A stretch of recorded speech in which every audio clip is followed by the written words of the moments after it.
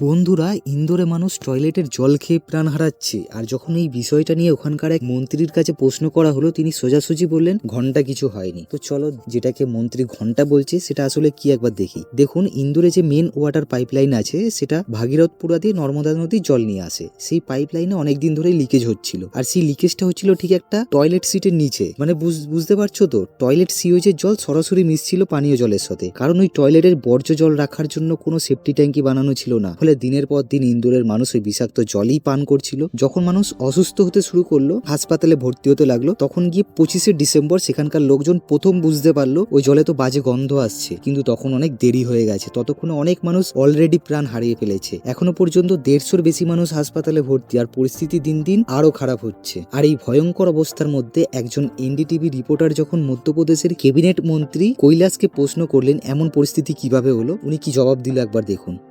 और पीने के पानी की ठीक से व्यवस्था छोड़ो यार, तुम फोकट प्रश्न मत पूछो। नहीं फोकट नहीं, ये तो मैं तो वहाँ होकर आया हूँ। क्या क्या क्या घंटा हो गया? ভাই, এটা ফটকা প্রশ্ন না, এটা মানুষের জীবন মৃত্যুর প্রশ্ন। মানে একদম পরিষ্কার, এদের কাছে সাধারণ মানুষের জীবনের কোনো দাম নেই। আজ না হোক কাল কেউ 2 লক্ষ টাকা ধরিয়ে দিয়ে দায় শেষ। ভাই, এরকম মন্ত্রীর জন্য তো হাততালি বাজানো দরকার।